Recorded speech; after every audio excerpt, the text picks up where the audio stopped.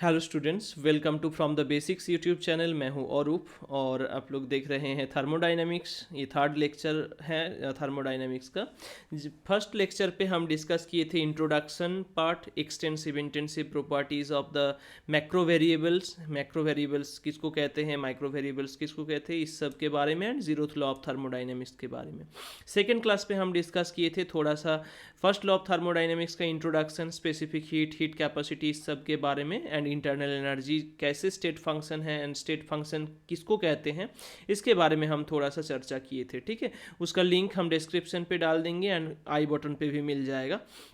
आज हम लोग इस क्लास में फर्स्ट लॉ ऑफ थर्मोडायनेमिक्स को थोड़ा सा आगे लेके जाएंगे। ठीक है, देखो ऑलरेडी हम थोड़ा सा डिस्कस किए थे तो उसको थोड़ा रिकैप कर लेते हैं। ठीक है, तो फर्स्ट लॉ ऑफ थर्मोडायनेमिक्स,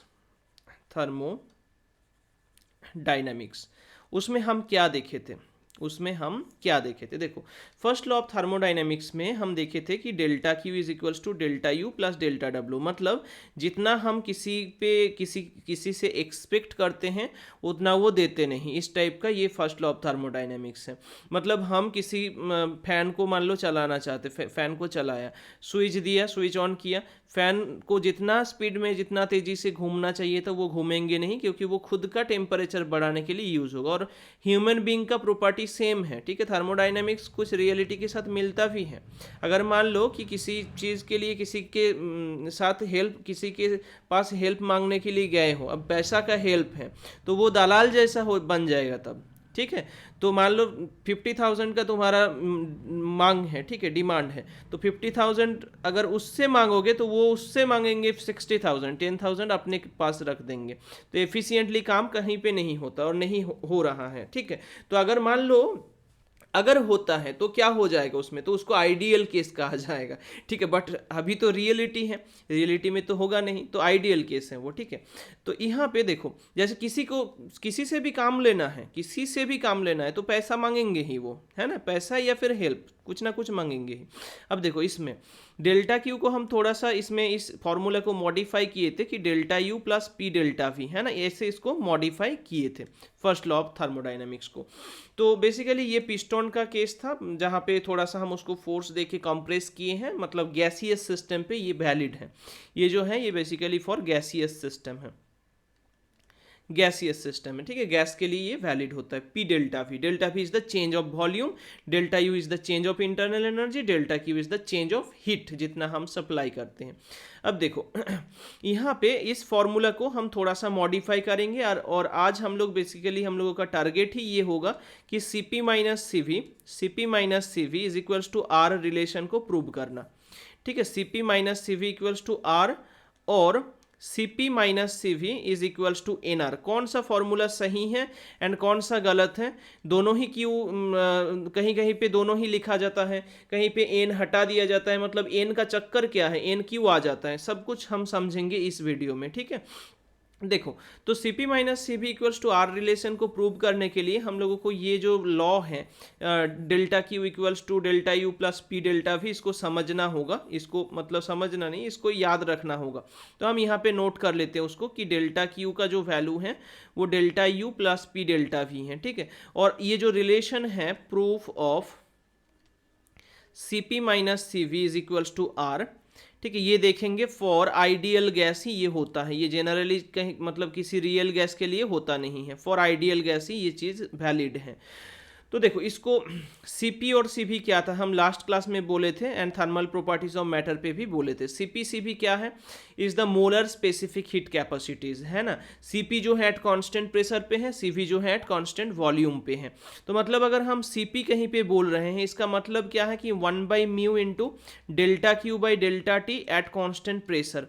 अगर हम Cv बोल रहे हैं तो क्या होगा, 1/μ into delta Q by delta T into constant at constant volume भी। ठीक है, ये हो जाएगा। अगर मान लो 1 मोल ले रहे हो तब क्या होगा, तब तो म्यू का वैल्यू 1 हो जाएगा। अच्छा, यहाँ पे म्यू जो है, म्यू क्या था, म्यू था अमाउंट ऑफ सब्सटेंस, है ना, इन मोल यूनिट। तो इसको हम एन भी बोल सकते हैं, तो तुम लोगों को समझना आसान होगा, क्योंकि मतलब P V equals to mu R T बहुत कम स्टूडेंट ही सुने होंगे, पीवी इक्वल्स टू ज़्यादातर एनआरटी ही यूज़ किया जाता है ना, तो एन से ही मोल को, अमाउंट ऑफ मोल को एन से ही डिनोट कर रहे हैं। तो basically CP equals to 1/n into delta Q by delta T हो जाएगा, ठीक है। अभी देखो डेल्टा क्यू मतलब क्या है, ये रिलेशन से डेल्टा क्यू मतलब delta U plus P delta we. तो डेल्टा क्यू को अगर मान लो ये रिलेशन जो था delta U plus P delta V, इसको अगर हम डेल्टा टी से डिवाइड कर देते, किससे, डेल्टा टी से, हर टर्म को डेल्टा टी से डिवाइड किए हैं। अगर कांस्टेंट प्रेशर है, अगर कांस्टेंट प्रेशर है तो सिंपली कुछ चेंज इसमें आएगा नहीं, जस्ट प्रेशर को हम सफिक्स में डाल रहे हैं एट कांस्टेंट प्रेशर, ठीक है। और अगर मान लो कांस्टेंट वॉल्यूम दे दिया गया है तो उसमें क्या होगा, तो वॉल्यूम के लिए यहाँ पे भी सफिक्स लग जाएगा, delta U by delta T suffix में भी आ जाएगा, लेकिन इसका चेंज होगा। देखो डेल्टा भी क्या है, अगर कांस्टेंट वॉल्यूम में बोल ही रहा हूँ तो डेल्टा भी का मतलब ही क्या है, तो वो जीरो आ जाएगा, तो उसको हम छोड़ देंगे, ठीक है, उसको हम छोड़ देंगे। तो बेसिकली देखो यहाँ पे delta Q by delta T at P, यहाँ पे delta Q by delta T at भी, ये क्या है, ये हीट कैपेसिटी है, नॉट मोलर हीट कैपेसिटी, है ना। तो अगर हम एन से डिवाइड करेंगे इसको, अगर हम एन से डिवाइड करेंगे तब क्या आएगा, मोलर पे आएगा, ठीक है। तो एन से डिवाइड कर सकते हो, कोई इशू नहीं। मान लो एन से हम डिवाइड किए हैं, अभी एन से डिवाइड करने से ये जो टर्म है ये सी पी बन गया, ये जो टर्म है ये सी भी बन गया, तो सी पी ये हो गया, तो ये हो गया Cp और ये हो गया कितना, Cv। क्लियर है इतना तक। अब देखो Cp और Cv समझ गए हो, इसको अब इरेज कर रहे हैं इन दो पार्ट को, क्योंकि वो ही Cp है, वो लिखा हुआ है ऊपर। देखो एक चीज लास्ट क्लास में हम पढ़े थे कि जब इंटरनल एनर्जी की बात होती है तो internal energy only depends on temperature, तो वो basically pressure and volume independent है। एंड लास्ट क्लास में, मतलब सेकेंड क्लास में, हम इसको देखे थे कि delta U delta T at P is equals to delta U delta T at V, इसको देखे थे हम। तो अगर ये दोनों सेम है, अगर ये दोनों सेम है, तो अगर मान लो हम सब्ट्रैक्ट कर रहे हैं, जब हम सब्ट्रैक्ट कर रहे हैं Cp माइनस Cv निकालने के लिए, तब क्या करेंगे, Cp माइनस Cv, ये जो दो टर्म है क्योंकि दोनों इक्वल है तो कैंसिल आउट हो जाएगा, सिर्फ ये टर्म रह जाएगा। तो Cp माइनस Cv का वैल्यू क्या हो रहा है, P delta V by delta T at constant pressure, ये रह गया है। ये जो रिलेशन है ना, it is valid for all cases, I can say it is valid for all cases, no क्योंकि ऑल केसेस नहीं है, सॉरी, फॉर आइडियल गैस, क्योंकि ये रिलेशन जो हम इस्टेब्लिश किए थे ना, कौन सा रिलेशन, ये delta U by delta T, ये दोनों जब सेम हो रहा था, ये दोनों सेम किस लिए, फॉर आइडियल गैस के लिए ही हो रहा था, क्योंकि आइडियल गैस के लिए ही delta U by delta T का वैल्यू 3/2 होता है, ठीक है। तो ऑल केसेस के लिए नहीं, means in case of ideal gas ये वैलिड है, ठीक है। और हम लोग आइडियल गैस की ही बात कर रहे हैं ऑब्वियसली, तब तो ठीक ही है।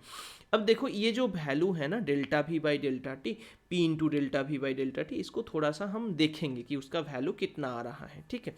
इसको अब थोड़ा इरेज कर देते हैं, इसका वैल्यू अगर हम निकाल दिए हैं तो हमारा पूरा ये आ जाएगा, ठीक है। देखो इसमें बेसिकली हम PV equals to NRT relation को यूज़ करेंगे, ठीक है, क्योंकि N मोल अगर हम सब्सटेंस लेंगे तो NRT हो जाएगा। अब यहाँ पे P को कांस्टेंट रख के अगर हम टाइम के रेस्पेक्ट में टेम्परेचर के रेस्पेक्ट में इसको डिफरेंशिएट करते हैं, P कांस्टेंट रखे हैं ना, तो P को कांस्टेंट रखे, P सफिक्स लगा ही सकते, कोई प्रॉब्लम नहीं होगा। तो P कांस्टेंट था, dVdt at constant pressure is equals to क्या होगा ना, इसमें NR हो जाएगा, क्योंकि उधर टेम्परेचर के ऊपर डिफरेंशिएशन तो 0 मतलब 1 आ जाएगा। तो बेसिकली P इंटू, अगर हम इसको delta V by delta T भी लिखते हैं तो कोई प्रॉब्लम नहीं होगा, आई होप, तो N इंटू R। तो इसके जगह पे हम क्या पुट कर सकते हैं, Cp minus Cv is equals to N into R। देखो यहाँ से ही ये जो आंसर है कि NR होगा या R होगा वो क्लियर हो जाएगा। अगर हम N मोल गैस ले रहे हैं, N मोल गैस के लिए PV इक्वल्स टू NRT होता है, तो वहाँ से N का N वहाँ से जनरेट हो रहा है। तो अगर मान लो 1 मोल का गैस लोगे तब क्या हो जाएगा, simply Cp minus Cv is equals to R हो जाएगा।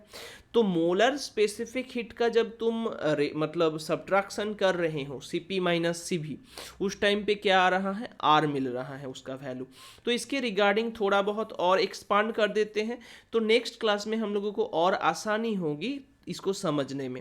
जैसे कि देखो इसमें अगर Cp को निकाले तो क्या मिल रहा है, सी भी प्लस आर। तो कौन ज़्यादा है, इसमें कौन ज़्यादा है, ऑब्वियसली सी पी ज़्यादा है, क्योंकि ये दोनों इक्वल नहीं है। सी वी के साथ कुछ जोड़ने से वो सी पी के साथ इक्वल हो पा रहा है, तो मतलब ये छोटा था तब ना जोड़ने से वो उसके साथ इक्वल हो रहा है। तो basically C P greater than C V है, ये ऑलवेज फॉर आइडियल गैस, ठीक है, ये ऑलवेज है, not only for ideal gas, ये ऑलवेज है, ये ऑलवेज है, ठीक है। एंड और एक चीज़, इसका जो रेशियो होता है ना, मतलब C P by C V जो रेशियो है वो भी ग्रेटर देन 1 होगा, और इस रेशियो को बोला जाता है गामा, ठीक है। गामा जो है ये ग्रेटर देन 1 होता है। तो गामा है क्या, ये जो गामा हम डाल रहे हैं यहाँ पे पुट कर रहे हैं, बाद में यूज़ भी होगा, और एडियाबेटिक प्रोसेस के लिए तो यूज़ होगा ही ये चीज़, ठीक है।